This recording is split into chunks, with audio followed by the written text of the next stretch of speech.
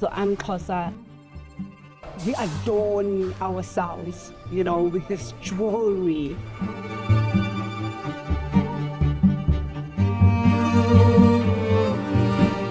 Was commissioned by Dolce Gabbana to make a piece. Of course, I want to make a piece that resembles a gown.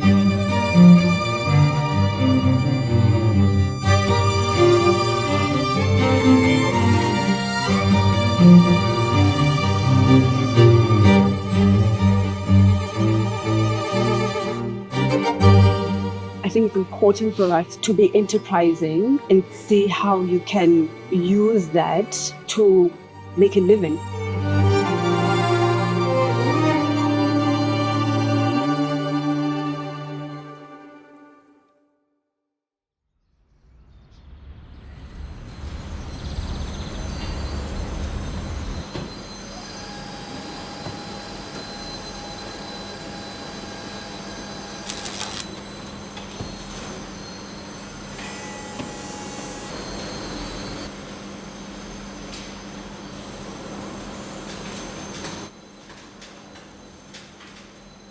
Thabisa Mjo, mashed tea. Yes. For people that are seeing this for the first time that don't know you, tell me about the core values that you stand for as a designer. Sure, that's such a big question, but I will try to answer that. So I'm definitely big on collaboration. I'm big on storytelling.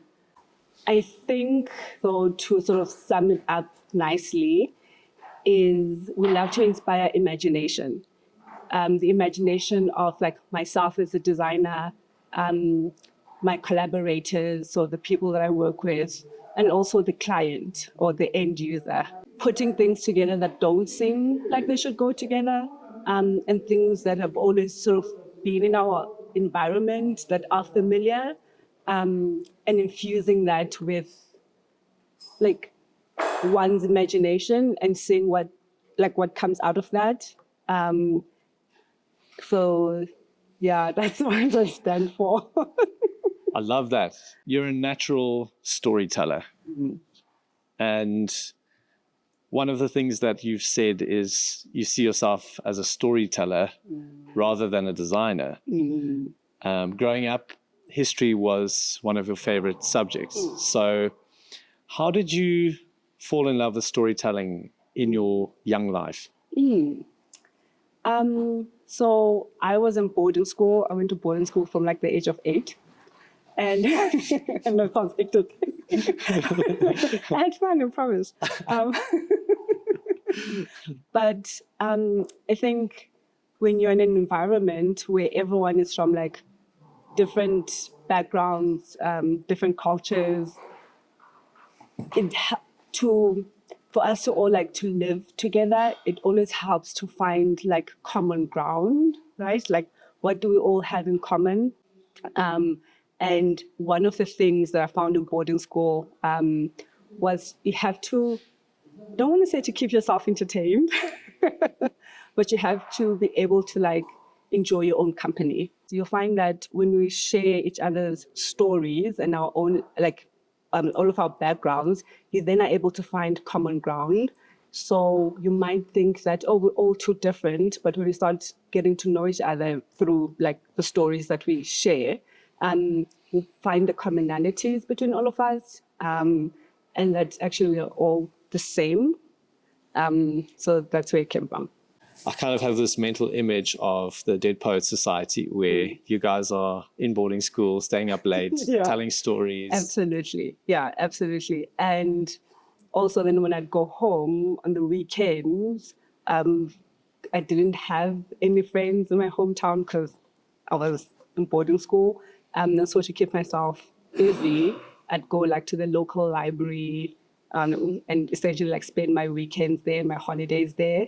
And so I just discovered all of these books, obviously, but from a young age, I wouldn't be reading like fairy tales, but more so like biographies, random, like, no, we're reading like their biographies. There was a stage when I was obsessed with Princess Diana, which is so random. I read like all of these unauthorized Princess Diana biographies. And I realized like, oh, actually I just love learning about people's stories. Yeah. Okay, you then went on to study filmmaking and set design, but you quickly said that you would prefer to work with objects that were based in the real world, that had a real impact on people's lives. So what is it about a real object in someone's life that makes it meaningful? I'm sure that's such a good question. Well, I suppose functionality is a good place to start, right? Because when someone has bought something that they can use, and they choose that particular thing for a number of reasons, one of those reasons being like it solves a problem for them. And because ultimately like things are just things, a chair is a chair, a table is a table, but we can infuse meaning to those things by how we like relate to them. That's just not a nice way to answer it. But No, that's a that's a really nice. I love this idea of infusing meaning.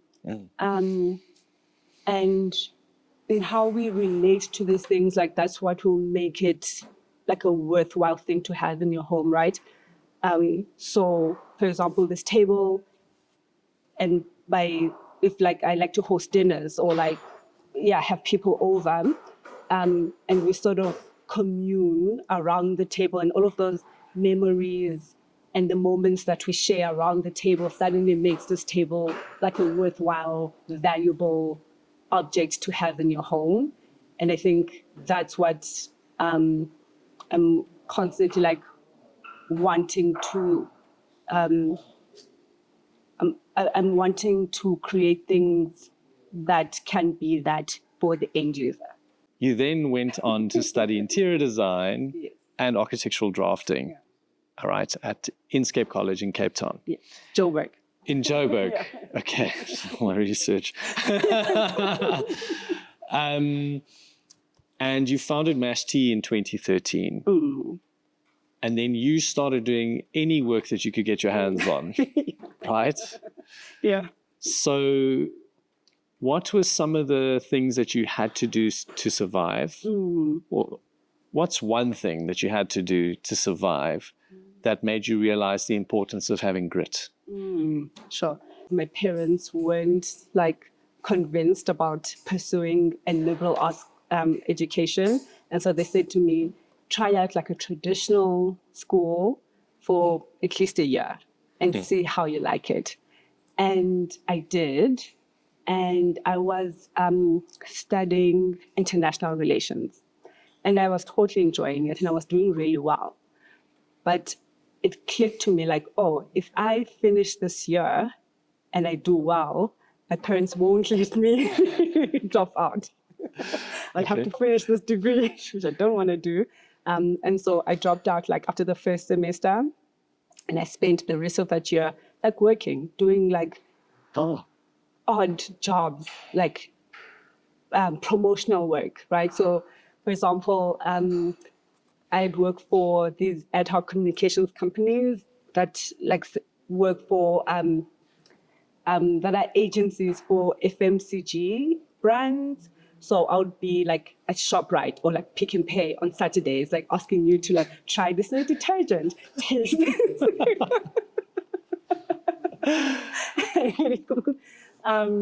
And so I realized like firstly that there's dignity in work, right? Regardless of what kind of work it is, because at the end of the day, I would feel like so incredibly fulfilled that, oh, like I managed to sell 3 bottles of detergent today. And like it was about getting over my ego. I'm a bit of an introvert, so sometimes speaking to people is really hard. But I have to sell this detergent. so I have no choice. And there's also like understanding what the product is, right, and figuring out ways to communicate the benefits of that product to the customer. I think that's where I learned to, like, when you're trying to solve a problem, you don't center yourself, right? You have to be empathetic to who you're wanting to solve that problem for. And the only way to be empathetic is to observe and to listen to understand. So it's not just about actually selling what you think is a solution, but listening to what the problem is. And no, it's not about preempting what you think the solution is, but rather listening to what the problem is and empathizing with that. And then you are able to sell a solution that is not just about like a means to an end for yourself, but for the people you claim to be solving the problem for. So that's one of the things that I learned from like doing like random communication, promotions work. Did your parents know that you were doing that? Yeah, no, they knew. Okay, Yeah, so you didn't drop out and then... No, I told them like, I said, like, I'm dropping out and I'm not going to sit at home and do nothing for the rest of the year. I'm actually like going to work. And I think they appreciated that. I was also a waitress for a little bit. I didn't like that so much. So, yeah. So that's got to do what you have to hustle. Exactly. That's when I learned the value of work and the dignity of work. 2 years later, you figured out you don't want to be in the service business. You want to be making products. So was that experience of selling products, did that steer you in that direction? What made you decide you want to start selling products? Well, that was just because I thought that I wanted to be an interior decorator because of my educational background in like production design. But I then realized like, okay, firstly, not that good at it. It's pretty harsh if you're just starting out to be like, I'm not that good at it. And people are always surprised when I'm like, I'm terrible. I don't buy it. But when I entered the Nando competition, it wasn't because I thought I could win or because I thought I wanted to win. Like, I just wanted to get their attention, right? To get their attention, like, to what end, I have no idea. But it's just like, oh, here's a competition. They are looking for design. They weren't even looking for designers. They were looking for ideas for pendant light design. And I was like, okay, I've never designed a product. I've never thought about designing a product. But let me enter the competition so I could get their attention. And who knows, maybe one day they'll say, oh, you can design our restaurant. Like, I don't know what I was thinking. But when I then had to design the lamp, it was like the most natural thing. Like, I didn't even take me, not that I was going to say, didn't even take me a day, but that's not the point. But it just seemed so, it came so naturally. And I was like, oh, right, this is what it is. This is what I've actually been wanting to do. And wanting to make products. But the idea behind those products is from like stories, cultural references, heritage, artisans, craftsmanship. Like, that's actually what it is that I want to do. Yeah. Wow. So that's a powerful moment when you entered this Nando's competition and your submission was called Tutu 2.0. Okay. And it's based on a traditional dress. Okay, I'm going to mess up the pronunciation, but it's the traditional Gibelani dance. Okay. Shibelani. Shibelani. Yeah. Okay, Shibelani dance. Yeah. And so what was the biggest thing that changed for you when you won that competition? The biggest thing that changed for me when I won that competition was realizing that, oh my word, I have this gift. And I had no idea I had this thing. And so that changed like the trajectory of not only my business, but my life, because how I started then moving around the world, like navigating the world, I think was with so much more like resolve and clarity, because I was no longer searching for like what it is that I'm meant to do. It just like, it became settled that, oh, this is what I'm meant to do, and this is how I'm going to go about doing it. Yeah. I think a lot of young people will be envious of that, because there seems to be confusion and uncertainty when it comes to finding our purpose. No, the worst. It's the worst. Yeah. So it must be quite a nice, grounding, peaceful feeling to know Absolutely. this is what I'm meant to be doing. Yeah. And I have the support to do it. Absolutely. Completely life-changing. And I think when I was doing like all of these jobs before I got to this point, in retrospect, I might have been searching for what it is that I'm meant to be doing. And the reason I was doing like so many different things that seemed to be at odds with like my education and at odds with, quite frankly, my skill set and my capabilities, I think it was that search, you know, and that unease of like something is not quite right, something is not quite clicking. And when this happened, all of that was just sort of resolved. Like, okay, got it. This is what you're meant to be doing. So I definitely empathize with people who are still searching. And I think, but in the search, there's an opportunity there, because I don't believe that it will look like one thing, right? Like, I don't think like the angels will sing and you know what I mean? You have this aha moment, or like, yeah. But the journey to the discovery can also be like just as enjoyable. It's part of the course. And I think you'll always get there. Like if you have to back the process. And that's what I used to tell myself. Just back the process. You mentioned that one of your core values is collaboration. You always have a collaborative element in your work. So how do you find the right people to collaborate with? Sure, that's such a good question. I think first it was definitely harder in the beginning because like the concept hadn't been proven. So how do I find the right people? I always ask.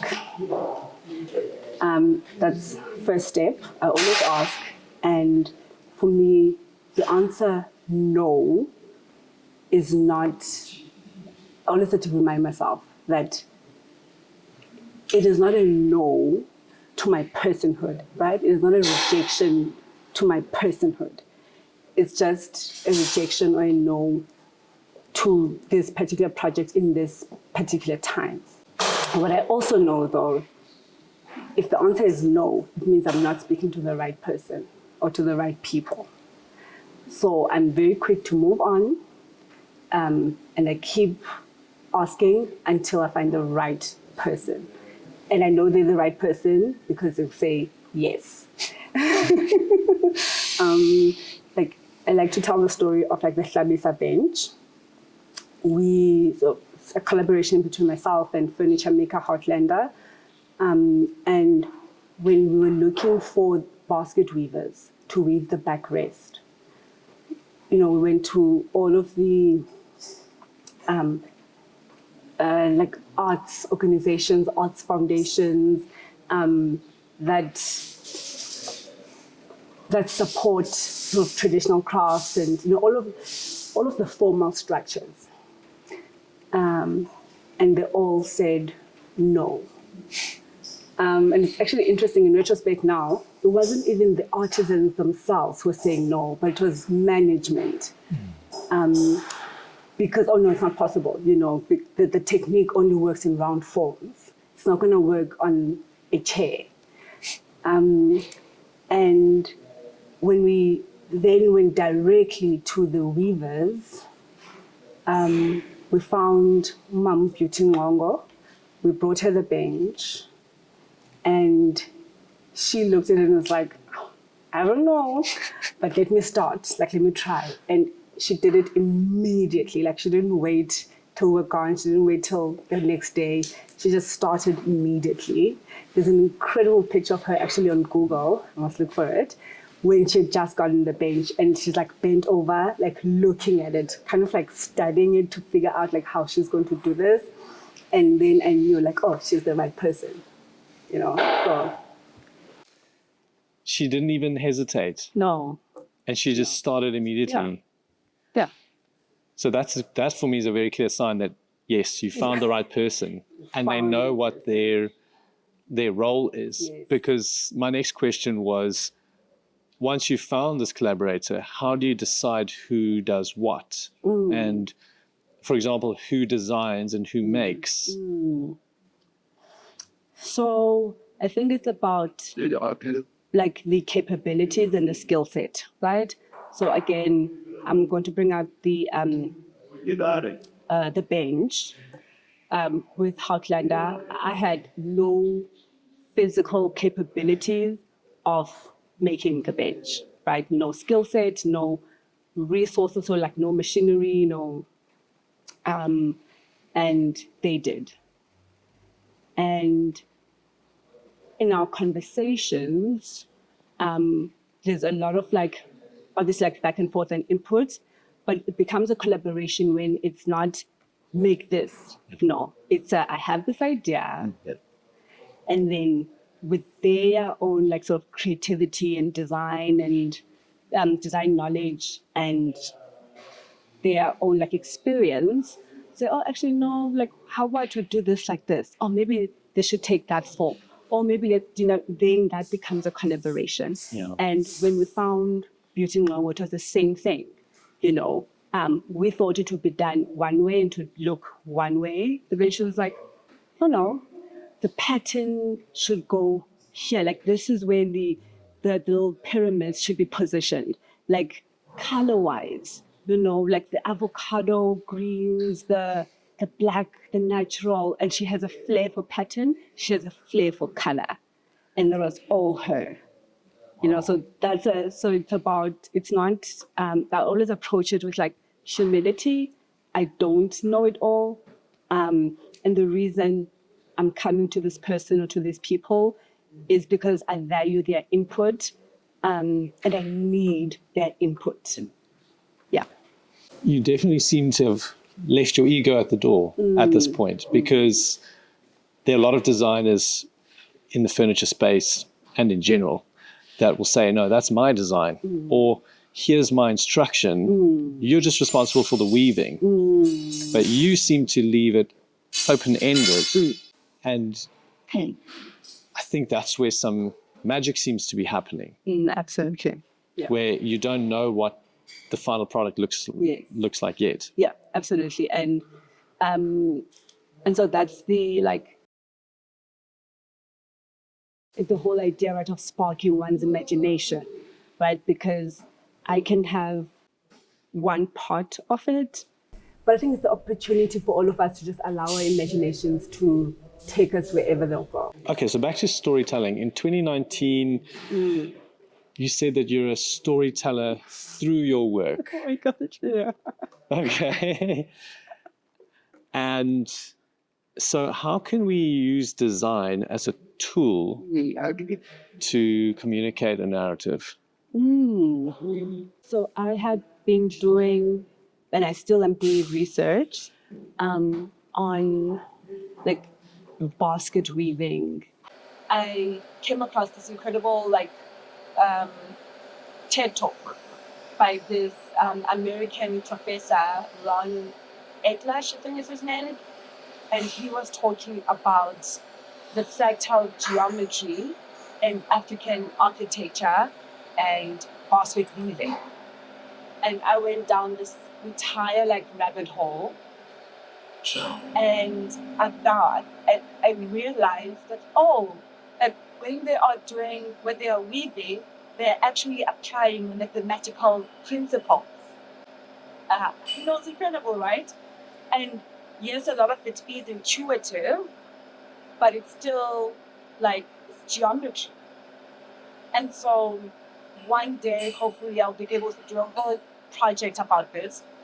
But I think that's how design can help us set narrative and set the narrative, what we might view as sort of rudimentary skills, which I think definitely like African artisanship, craftsmanship is viewed that way. And so I think this is an opportunity to show or to demonstrate that actually it's a whole knowledge system. It's based off a whole knowledge system. Wow. Yeah, it's so much deeper than just what we give it credit for. Exactly. Yeah, I think that's how, when done well and done properly and researched correctly, it can help shape the narrative of our perception of traditional African craft and design. Failure. Let's talk about failure. It's not something that a lot of people talk about or want to talk about, but you once said that facing challenges along the journey is part of character development. Oh my God. So I hate how the internet remembers everything. Keeps a score. Yeah, it keeps a score. Sorry about that. So how important is failure along the journey so that one day we can succeed? And what do we learn from failure? Well, the one most obvious thing you can learn from failure is how not to do that again. I think it's also like it's evidence that you are trying. It's evidence that like there's thinking work happening, right? We're testing, we're experimenting, we're trying, and the character development part of it is what you then do with that failure, or like when you encounter failure. So do you stop trying, or do you push past that discomfort and give it another bash? Also, how open are you to like learning by asking other people who've been down that road before? So I think failure, like failing well, learning how to fail well, is a life skill that does benefit all of us, regardless of like our career path. It's learning to fail well. Fail with grace. Exactly. We'll coin that one. Okay.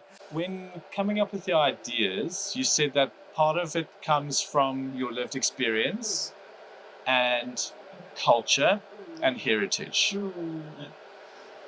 So what do you see your role as, being someone that is responsible for making sure that that tradition of making in a way that represents culture is passed from one generation to the next? Oh my God. Okay. Firstly, I definitely don't consider myself like a custodian of culture, not at all. I am someone who is interested in it and have become, in my own way, in my own sphere of influence, which is mashed design. I've become invested in engaging with it, in incorporating it where it is appropriate in our work. I'm interested in the role that we could potentially play as at Mashed Design Studio in like bringing young people into the fold, in terms of like giving them opportunities to to create, to generate income for themselves. Not all of us want to be accountants. Not all of us have the desire, yes, but particularly in the South African context, not all of us have the opportunity to, to go to university and all of these things.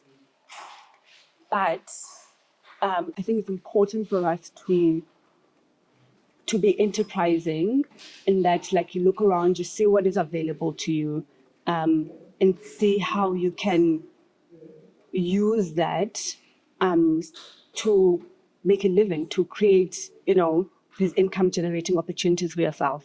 And I think at Mash Tea, we do have we can definitely play a role in that. And it is an ongoing conversation.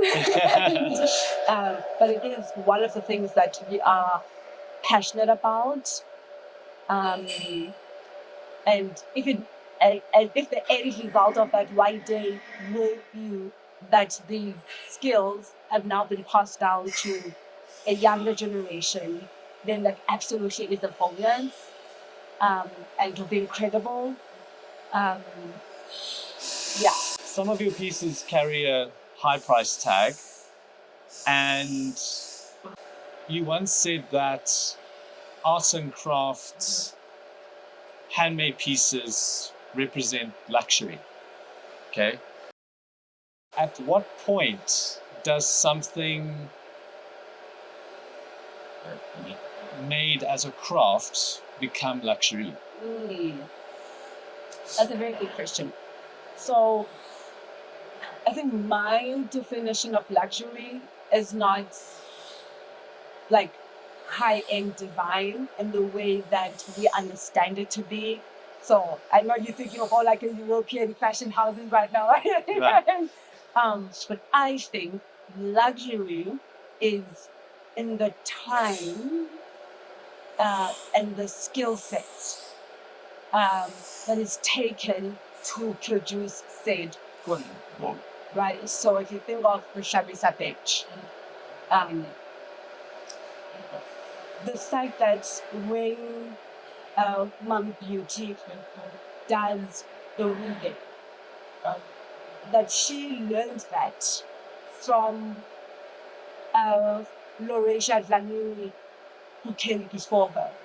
And Loresha Dlamini learned that from her grandmother, who came before her. No.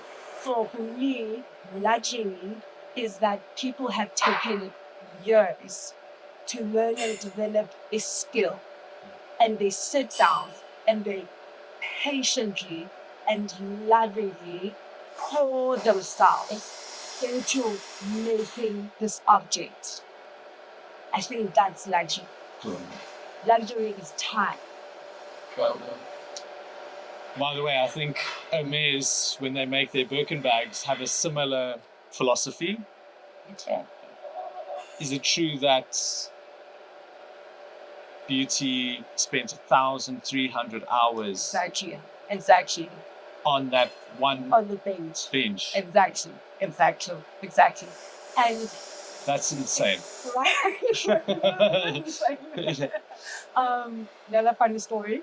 When I made that very first bench, so she did as much as she could do, and then there was another weaver, Manduli. She came and she helped Beauty to finish.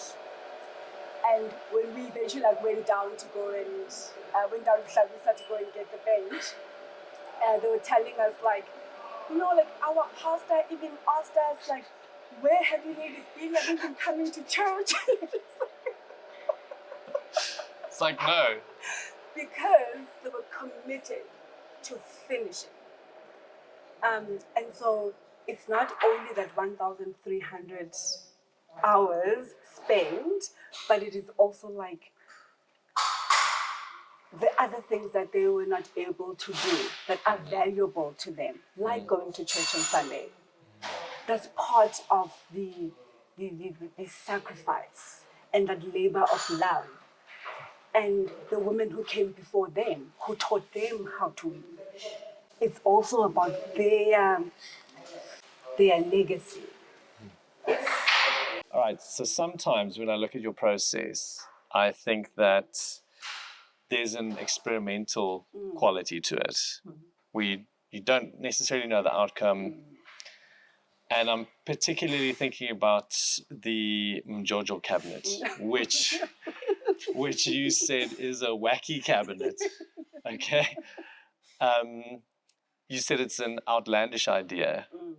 So how much of your process is you satisfying your own curiosity? Perhaps too much of it. I think definitely like sometimes too much of the process about satisfying my own curiosity. And so what we've done now, we have like a standard catalog of products that are commercial, that can be produced in a sort of sustainable time frame. And that enables me to then have like tinker time, which is the time then I then spend like experimenting and satisfying my own curiosity.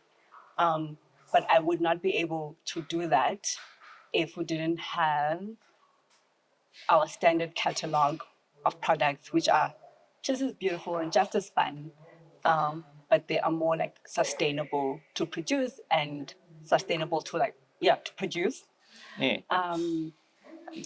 But that wackiness, that imagination is so important, because if you can go out there and be wild and crazy, then you are able to pull back and make something that is viable. I also noticed that you split your range from your range, your catalog range and your collectible series. So some pieces are specifically made for gallery exhibitions, competition entries, things like that. And then you have a separate range. So does the one feed into the other then? Definitely like the collectible range is like the wacky, out there, crazy ideas, and it's like the opportunity for myself and my collaborators to like do things like in our wildest dreams, and to like experiment and to spend 1,300 hours making something and you have no one to sell it to.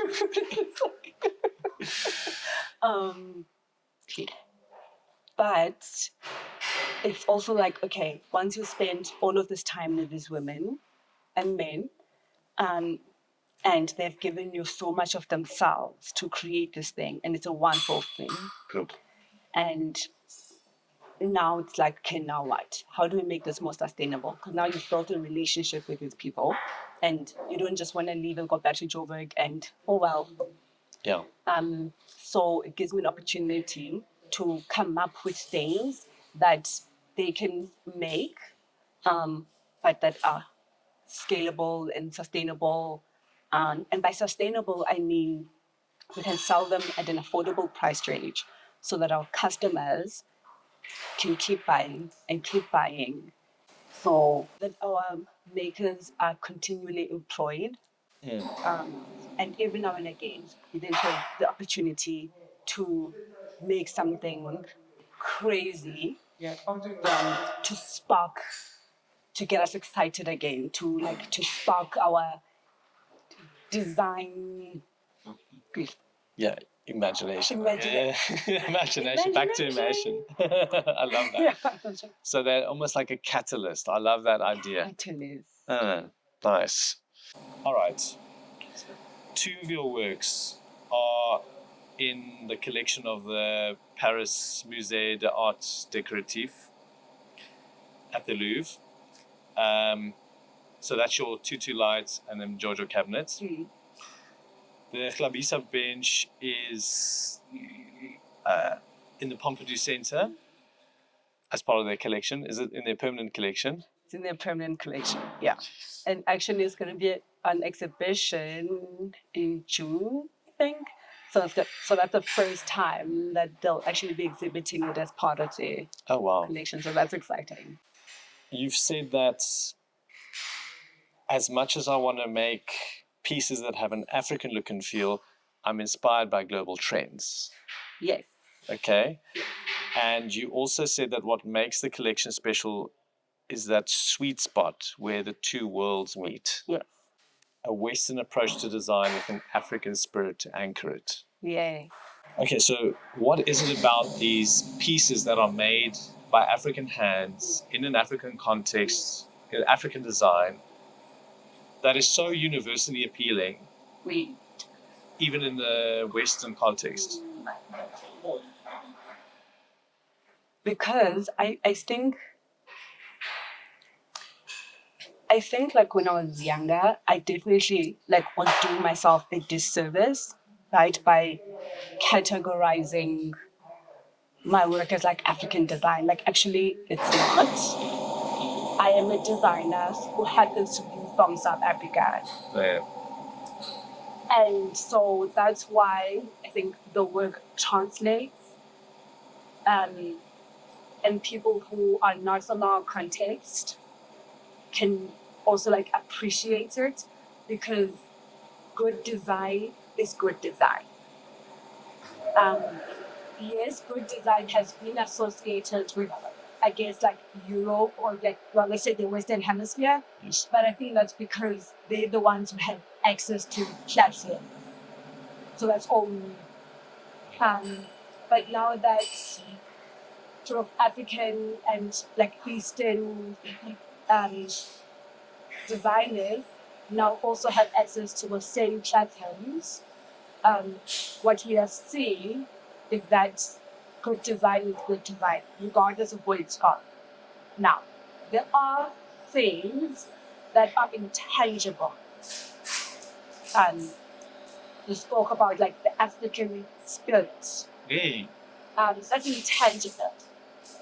But how it materializes in the work, I think you'll see it like in the flair of the colors and the pattern, in the scale of the pieces, being unapologetic, loud, delightful, sometimes whimsical. That's that African spirit that you may be, that's what people might be connecting with. They're not calling it African, but it's like, oh, this is different. Like, oh, these colors are so, oh, these patterns are so, oh, the scale of it. It resonates on a level that we don't know how to describe. Like, Exactly. So and nice. Joy is something that is, it sort of crosses any language barrier, any cultural barrier, because ultimately we all want to feel joyful and we all want to feel inspired, regardless of where the inspiration is coming from. When you come up with a new product, you always ask, why does this need to exist? Yeah. So, at what point in the design process do you realize this piece needs to exist? I think that's where it feels resolved, right? So when we make, because we always have to make a sample, a sample is a prototype. And some things just look and feel so contrived that it's like, I don't need to make another one of these, because I'm not even making it as well as the other people that I subconsciously actually copied this from.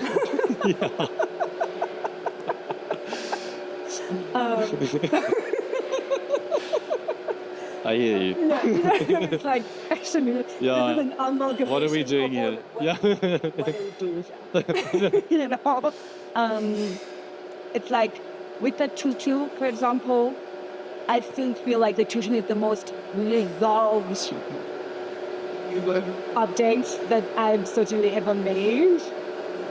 It's like the proportions are just right. It's just right and not contrived. You said it felt easy. It felt almost like natural. Almost effortless. I'm not saying that it didn't take effort. I'm sure it took a lot of effort. But even the end results, like how it looks, it's like, it makes sense. It's like, yes. Of course.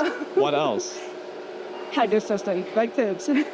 And that's translated into like this table, for example. Absolutely. And like the flute table was inspired by the tutu, like that fluted base of the tutu. We actually used to call it the tutu table. And literal translation there. Nice. And it's just like, it's resolved. It's the pleats. I think it's the pleats. It's the pleats for me. Okay, I want to talk about Tally Wire and Alfred Ntuli. Okay, he's a traditional Zulu basket weaver. And I read that he almost, when he's weaving, goes into a dreamlike state. He spent a lot of time, more than half his life as a weaver, perfecting his craft. And starting out, I read that he would troll graveyards looking for wire to make these woven baskets and things. So the wire itself, with the rise of mobile technology and things like that, is there more of a availability of telephone wire? Yeah. And what other materials have you come across that can be upcycled into furniture?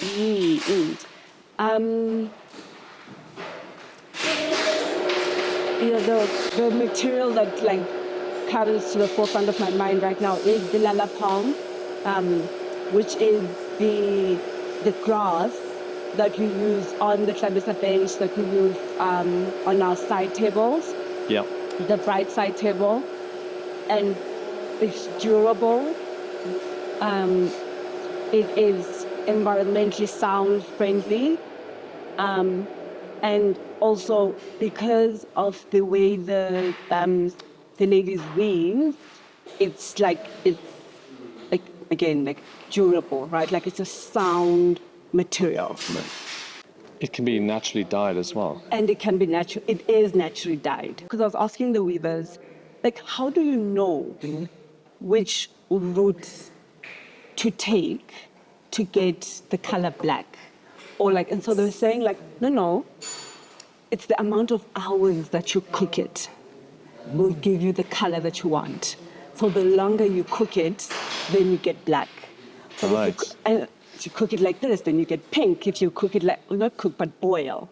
Then you get like the avocado color. So it's a palm leaf that they boil to change the color? Yes. Wow. Yes. And then they weave? And then yeah. And so this grass, just grass. And then the palm, they wrap the palm around the grass to get like this, let's call it the strand. Simple materials. Simple material. But the most interesting thing to me is their process and their, I don't know, should I say ingenuity? And their gut feel. Like when I ask them, like, how did you, so they explain to me like it takes hours, I'm like, no, but you're fine. But how did you know that this is the route to pick and to boil and to give you color? Like that's the kind of, you know what I mean? That's what we think. I mean, as a designer, that's what I would also want to know. Yeah. It's like, where's the process behind it? It's all, again, it's that generational, you know, when my grandmother taught me, this is how she taught me. But then if you were to ask the person's grandmother who's no longer alive, like, do you know, I want to find the right language. Yeah. Okay.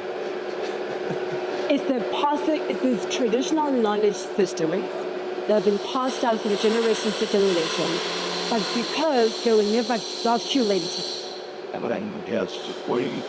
that's where the knowledge can get lost or does get lost.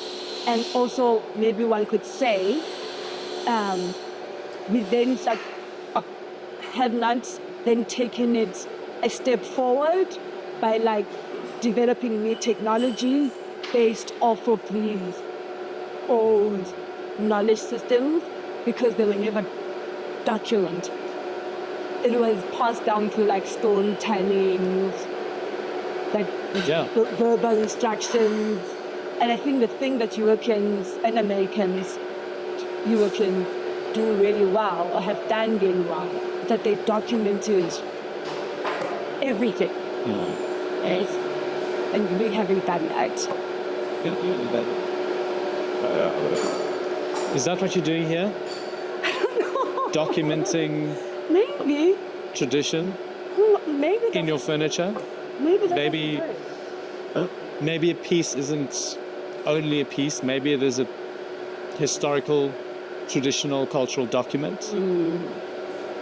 Because it captures a process. It captures the story. Yes. Makes sense to me. Back to the Scooby. Scooby wire. Scooby wire. What is the story of Zulu watchmen? They used to, it's the men who used to be security guards. So watching over the community, the village, spend hours and hours. And so they would weave to pass the time.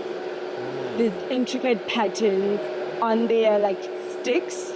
So they would weave the intricate patterns on their sticks, which is supposed to be weapons. And so when I met Alfred Nduli, who we mentioned earlier, Yes. he was he's since passed away, COVID. He was weaving these pots, these little pots, and I wanted to make light. And so we had a conversation, and he's like, sure, I can do it for you. So we made a little sample, and the lights are fairly big, 600 diameter. So we made a little sample, excuse me, and it was like, great. When we had to do it, make it bigger. Production, oh my gosh. It was A nightmare. It took forever because I didn't appreciate and fully understand the process. Because they literally use a needle. No. With the wire, I know, right? With those thick Exactly. telephone wires. Wow. And then because it's I'm share the picture. It's okay, we can add the picture in after. Because I actually have a video of him weaving. Yes. And they are so weighted. This wire. And so it is physically painful. So I wanted these big components within an unrealistic deadline. And he used to work by himself. And luckily I trained like his younger daughter and some other younger people in the community. And so we had to bring them in to help like complete the project. But even with them, they were like, but we can't keep going. We've been going. Like, we can't keep pushing. Like, We're literally finished. Finished. And so that is part of the learning in working with crafters, is to, like, in appreciating the process, having an understanding of the process, firstly and foremost, as a designer. I think when I was younger, I didn't take the time to understand the material. I didn't take the time to understand how it actually works, how they work, and what can I do to make it easier for them. And then with like the commercial side of it, you have clients who have deadlines, and so constantly like pushing back, oh, we're not done yet, oh, the lights aren't done. It's like, oh, but my restaurant is open. Yeah. So it's been a really like such a huge learning curve for myself and for the artisans, because it's like, well, if you want to play in this field, we are now professionalizing what you do. There are concessions that need to be made, right? Like, if you say you're going to get it done by such and such a date, You need to deliver. You need to deliver. And so if that means, you know, there are, like I said, like concessions that need to be made, it's been a very, not difficult, but it's taken a lot of time and communication between myself and the crafters to get to a place where we all understand that we are artists and we love what we do and we're passionate about it, but also we actually are running a design business. And in order for this to be sustainable and scalable, deadlines are important. Things being done well is important. And there are sacrifices that come with having this kind of opportunity. Speaking of painstaking work, the beadwork that you are doing, okay? I'm not going to pronounce this right, but the kakambile, you can help me with that. Should I rescue you? Please rescue me. Kakambile. Oh, it's double click. Yeah. Kakambile, got it. So the Kakambile Beadwork Studio in Cape Town, helping you to create lights. Yeah. I mean, the one that... Yes, the bright light. Which is incredible. It's incredible. It's a disproportionate amount of beads and time and energy that handcrafted energy that goes into making these. How do you make that a sustainable product? Like you said, a sustainable, something that will sell at a reasonable price. Yeah. So that we did not make sustainable product. Okay. Yeah. But it's one of those ideas where it's like the opportunity to do something wacky and out the box, and we will spend hours and hours and hours on it. And once we've had that high, once we've gotten the kick out of making something like that, we then have to roll it back into the realm of reality and think about, okay, how can we use this, or how can we use the same knowledge system to make something more sustainable? And so with Kakambile Bead Studio, that translated into the portrait flavor. Okay. Yeah. So the panels on the front of the portrait flavor are then hand beaded by the ladies at Kakambile. This bead on board technique is steeped in tradition. It carries a very powerful narrative and history. How do you discover these stories? And why are you telling them? So how do I discover the stories? I think like speaking to people. So for example, I was connected to Kakambile Bead Studio by Tracy Lynch. And so being in community with other makers, being in community with other people who are just as passionate about design and the creative arts and crafts is of utmost importance. And I think like realizing that you are not in competition with these people, right? But rather you are like collaborators, because all of you together are building an industry. And so that knowledge sharing and sharing contacts is so important. And then having a conversation then with the crafters themselves of like tell me your story. Like, how did you get to this place? Tell me about this work. Tell me about this technique. Because I most certainly, like, I think the curiosity and the storytelling bit of it it's also like about being curious about other people, right? And so it's not just about what I'm interested in, but hearing from the people that I'm potentially collaborating with, like what their stories are. and the ideas are then sparked from that place. Like for example, with the beaded panels on our Boji server, like the landscape is of like a village, and a lot of the ladies from Kakamdi are also like from the Eastern Cape, which is where I'm from, and so we have that like similar connection of like, oh, my grandmother grew up in this kind of, do you know what I mean? My grandmother comes from this village, and like, oh, I come from that village, and so even the motif on the server is like where our world, the convergence of our world, the convergence of like our commonality, like what we, too many words, but yes. It's one lady from Kakamile's studio said that it's about satisfying the client and about, we can't miss any detail of the painting that gets translated into the beadwork. So who prepares the painting? Yeah, so we do that.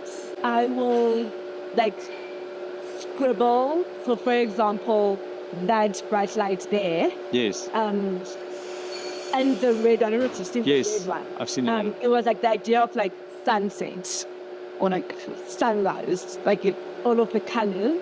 And I will then print that and like I scribble, like send it to them.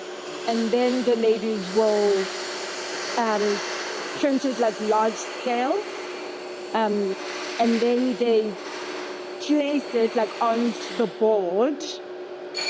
And then they interpret that then in the machine. And sometimes, because like even with this one, it's so like, I don't want to say it's random, like it's random. So I sent through my classes of color, on it. But like they filled in the rest. So sometimes like it depends on where you're looking at it from. Like people see different things. Like I'm like, oh, okay, I don't know if that's yeah. But I guess it's from their own, like I would say, intuitiveness and their own, like putting in a part of themselves in it. It's honestly, it's not a. It's not a literal translation of like a painting. No, so there's an overlap in the design. Exactly. And there are other types, because they also work with a lot of artists. And so in that context, it does have to be a literal interpretation of that artist's work, right? Okay. Like with fine artists. I'm not a fine artist. I'm not a pattern maker. I like color. Let's throw it all together and see what comes out. But it works, but it's, I guess, with the three-dimensional shape, and you can only specify your intent. Yes. And then the rest is left up to a combination of their skill and imagination. Yeah, and their imagination. True. Yeah.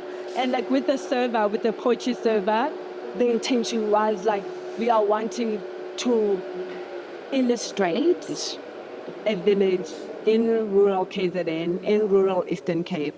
So what do you think about? You think about the hills, you think about the fields, you think about seeing figures walking in the distance. So, and that is to illustrate again like the vastness of the land. There's always like figures walking there in the distance.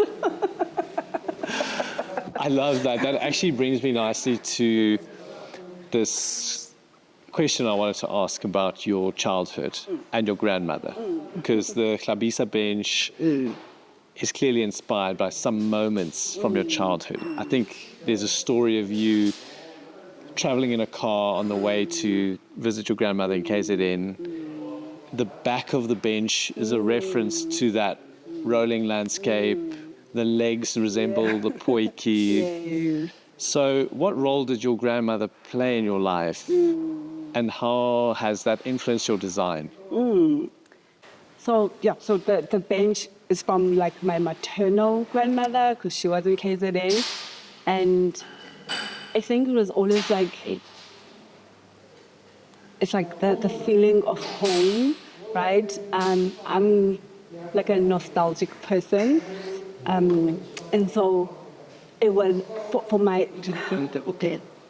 It was sort of like going back into my memory box to being a child again. And like the school holidays have now come round and we're going down to KZN for the holidays. And so the warm and fuzzy feelings that sort of, that memory brought is what I was trying to,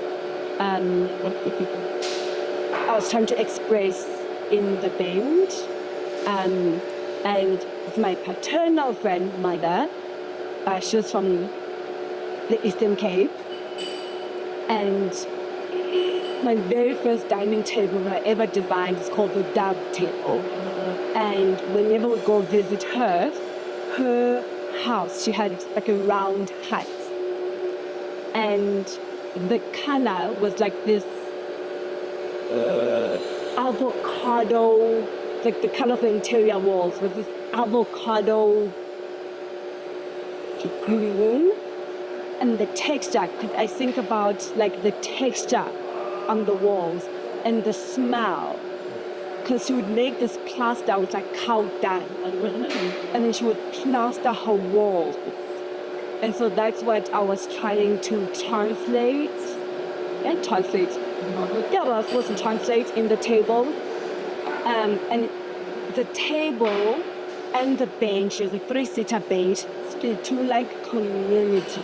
Because going to visit both of them was about like us as a family like coming together and like the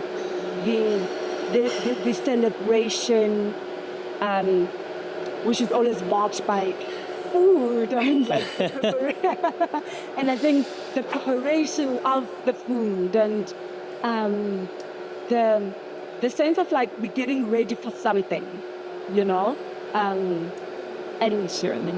that's what is expressed in both the bench and the dub table. So home. So for both my grandmothers, I think home. Your mission centers around preserving the essence of traditional artisanal craftsmanship. Okay, right? With our new branding. The new branding, that's not it. Okay, all right. Well, okay, well, we just continue on from the beading. Yeah, okay. I realized that. I think in the beginning, I think that's what I was trying to do. And the reason like we brought on like this branding person is to help translate what it is that we actually do. It's important to have that self-reflection and to be able to say, I'm too deep in what I'm doing to actually be able to articulate, especially to my customers and to other people that need a one-sentence answer of who is Thabisa. Exactly. What do we stand for? Absolutely. So do you find it useful to go outside, almost like a sounding board, and allow other people to say, okay, how do you interpret my work? Yes, absolutely. And it's like, and what I've enjoyed about, consulting with the branding specialist is like she asks like probing questions. She's not giving us answers, but what it's done is it's given me the opportunity to think, right? Because as you're saying, like I've been so into it and so in it, and there's a danger in like going into like autopilot because you're doing it because this is how we've been doing it for the past 9 years. But when she's been asking us like probing questions, it's given me like an opportunity to pause and to think, and to reassess like how I want to present myself and how I want to present the business. But like who I am now, I'm more interested in like, I hate we're gonna say this again, but like imagination, because for me like it's making me excited about what could possibly be, rather than yearning for what was initially.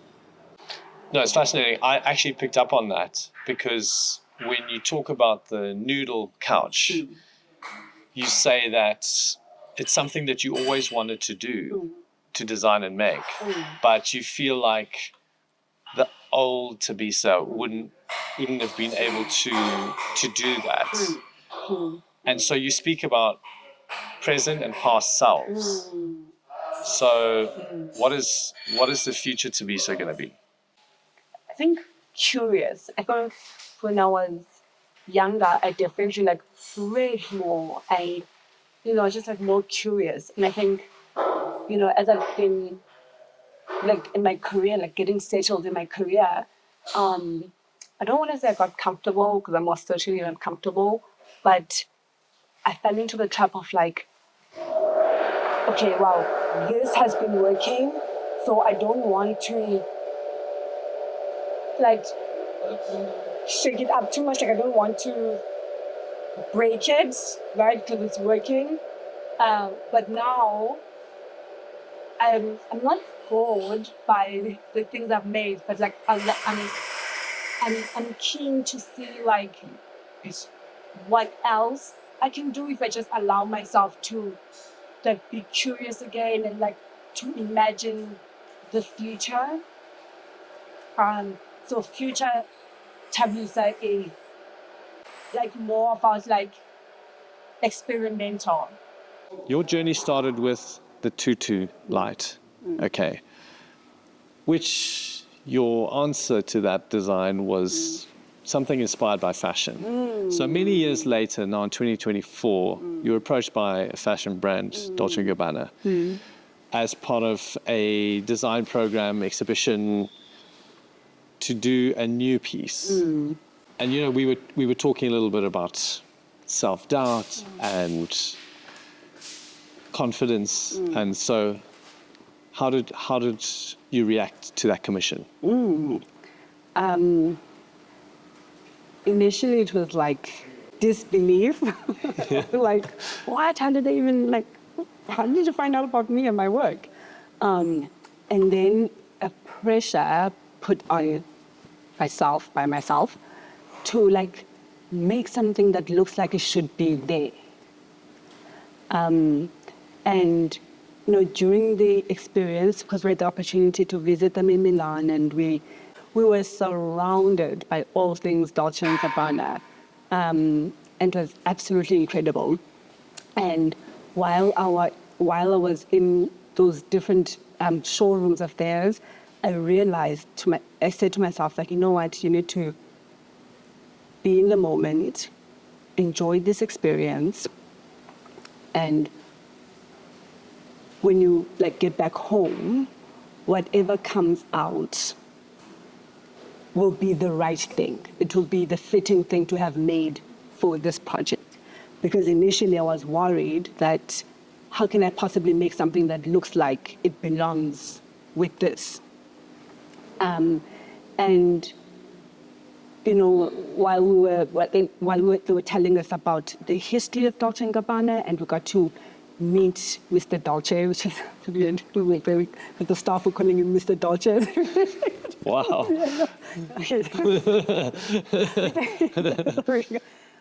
But it was so warm.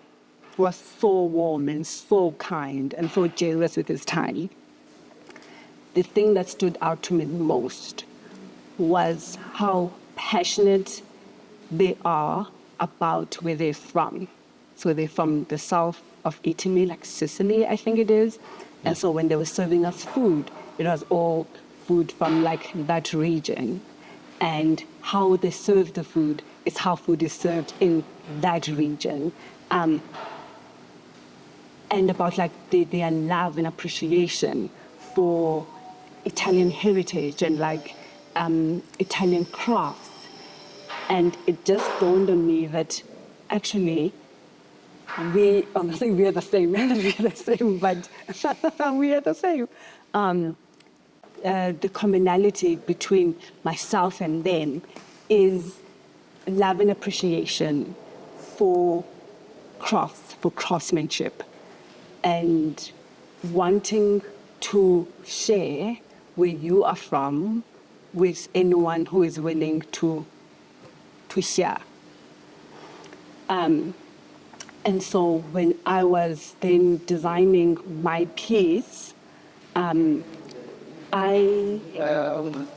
have always loved fashion. I'm a fashion girl.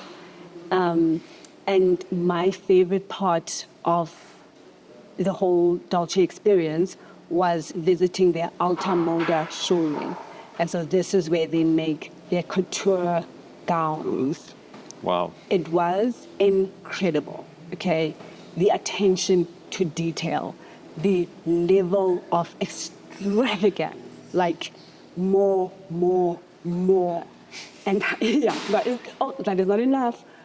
Put some more beads on that. Put some more, like, not enough tulle. Just make it bigger, like that level of like exuberance. And to me, it was like, oh, this is how traditional dress is in South Africa. Like, so I'm Xhosa, our traditional dress is in back. Yep. I was like, but this more, even if you think about Shibelane. Yes. More. And so it just made so much sense to me that, of course, I want to make a piece that resembles a gown. Ew. And so that's why the chairs, the seats, have A train. And then there's embellishments on the back of the chair, which are all of the beads and the Swarovski crystals and the crosses that they put on their gowns. And it's the same with what you do as well. Like, we adorn ourselves, with this jewelry. And it was the most natural design process, and it was and it felt resolved. Same as your very first Yeah. Tutu art. Yeah. So when I don't try to fit in, when I don't try to make something that I think will be palatable or will look like it belongs in that place, I found that the end result is resolved. No. And I'm then not embarrassed to share it. What are you embarrassed to share? Oh my God. All in the graveyard, the mashed tea graveyard. Oh, the mashed tea graveyard. You showed me some pieces before that I actually thought were really beautiful that you felt weren't quite right. Mm-hmm. And how much of that is protecting your brand? Oh, that's such a good question. That I want to say 40%, maybe 50%, we're fine, maybe 60%, 55% of it is something critical, because I always feel like I can do more, and sometimes the objects don't come out the way I've envisioned them in my head, and it's the most frustrating feeling in the world.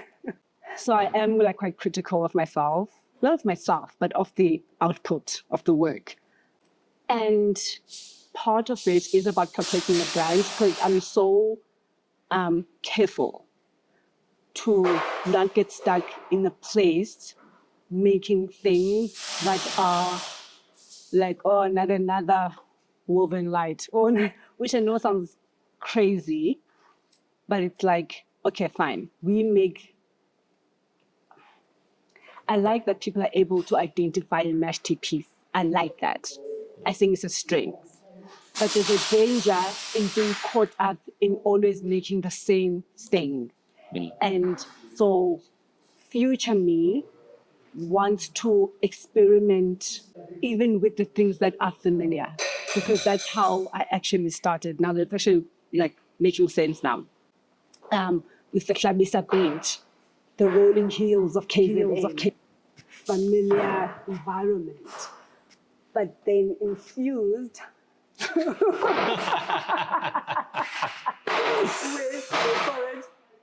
imagination. It can be something new. And so now that we have created this design language that it has become synonymous with mashed tea, I want to take that familiar thing and reimagine it. And I think going forward, that's the challenge. How to make mashed tea feel original again. Oh, that's such a nice way to end it. Thank you, Thabisa. You did extremely well. And I just want to say, I've been a big admirer of your work for many years. I can remember when you won the Nando's competition back in the day. I can remember that. And I can remember seeing your work at Design in Indaba and meeting you in Milan in 2019. And I think you may not consider yourself as such, but you are an ambassador of South African culture and heritage. And the work that you do is so vitally important in, firstly, demonstrating the abilities of South Africans in making craft, preserving traditional methods, and carrying them forward into future generations, transforming that traditional craft that I think a lot of people perceive as kitsch or tacky, elevating it to somewhere where it's a product that is hugely desirable and placed on the world stage at the Louvre among pieces by Dolce Gabbana. I mean, that is saying something not only about your design, but about African design and our ability to make. And our ability to make. So I want to thank you for your work. Thank you for your time today. Thank you for your patience and trust to do this interview, and for believing in yourself that you could actually do it. I know that the future of Thabisa is going to be incredible, even more so. Thank you. So thank you. Appreciate that. Okay.